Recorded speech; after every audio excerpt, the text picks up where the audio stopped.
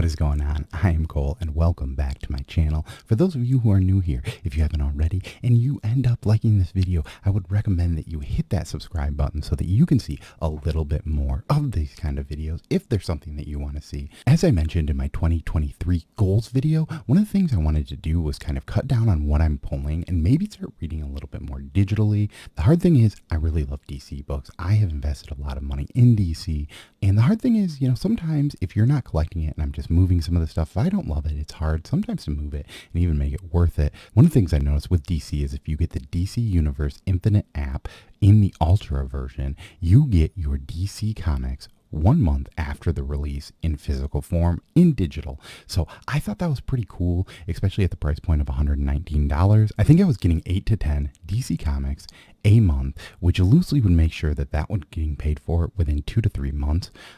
And I can probably read a lot more stuff, especially with the back catalog. I don't have to pay extra money to get that, especially with some of my older runs. If I want to read those, I can just get them there, but still have them in the collective form. So what I want to kind of go through is each week I'm going to showcase which books are coming out from there, just to let people know like how much it actually is pretty worth it. So all of these books come out today, which is the 10th of January as I'm recording this, and these are going to be the number ones first. So first off, we have Batman's Bond. That's a book I bought. I think that's a $6.99 cover price, maybe $7.99 if you got a variant. So there alone, that's $8 already to the total there. Danger Street #1, which is a book that I really enjoyed by Tom King. I know that I'm going to reread this one because I was a little distracted when I read it, and I hope to continue reading this on that app. So I think when you kind of read stuff, it lets you know when the new books come out. There is also Dark Crisis Big Bang #1, which I don't think really counts as a #1, but is a #1. And Harley Quinn Uncovered #1, which also isn't really a #1. It's just a bunch of awesome Harley covers. There's some random Harley quotes and drawings in there too, but I don't know that you would ever consider this a comic book #1 for that example. But the other books that are coming out are Batgirl 13. I know some people really liked Batgirls, but I think maybe it jumped the shark a little bit after the first arc.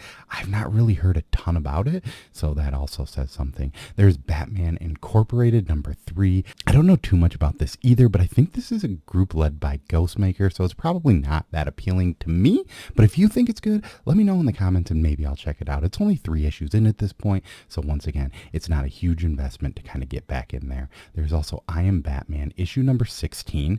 I've heard a lot of good things about I Am Batman, I think, so this might be a book that as I start to clear up some of the other stuff I'm excited for, I might get into that a little bit. There's also Superman Son of Kal-El #18. This is the final issue in this run.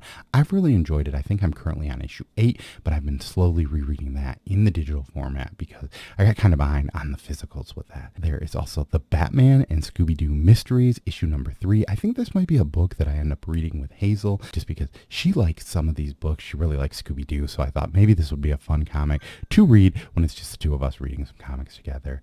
There's also Wildcats #2. I don't remember this Wildcats book coming out, but hey, that's kind of nice. I might pick that up too, depending on how bogged down I get, but that's a cool book, I think, especially at issue #2, for the start of the year, getting into that. If I like those first 2 issues, it's not that much that I had to reread to get into that.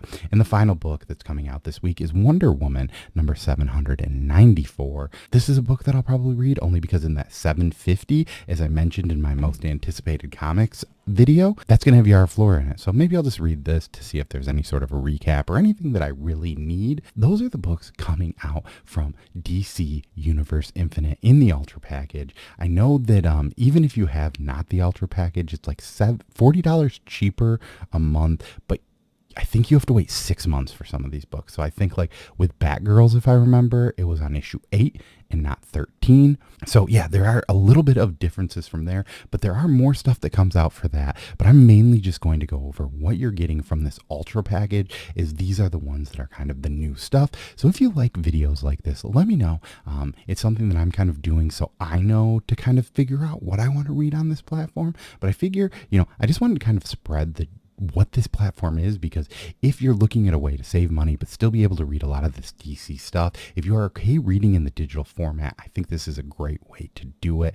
I personally use the Amazon Fire HD10, which is not a great tablet, but if you jailbreak it to run the Play Store, you can download this app and it runs pretty fine on it. I've had some issues here and there, but mostly it's kind of when I'm in between downloading stuff and offline. So that's kind of the big issue. Digital reading for me is something that I like doing because I can read in the bed sideways, right? And I don't care if I mess up the pages. If I'm reading with my kids can smack my tablet and it doesn't break the pages or anything like that. So I think I'm going to try and invest a little bit more. And throughout this year, I'm just going to let people know what are my thoughts on it. As I get into it, I'll let you know if I have any issues. I think that they even send you some physical things too. I know that when Death of Superman came out, there was something they sent out, but I really like DC, so this was the one that I really wanted to dive into. I still will preface that I'm going to be pulling Batman and Detective Comics because those are just runs that I want to collect, but there might be a book here and there that I pick. But I figure with this, I'm saving enough money that it is worth it, and I'll be able to read some other stuff. I'm also currently doing some back runs of books. I've started Batman at Nightfall because that's where I got to last time that I was doing one of these big runs, so I just want to go through that, maybe try and read an issue every 1 to 2 days of that run, just to kind of keep going through it and just learn the history of certain characters. So if you have any DC books that you would recommend for me to check out, leave those down in the comments. I'd love to hear it. As always, I have been Cole. Thank you for stopping by, and peace.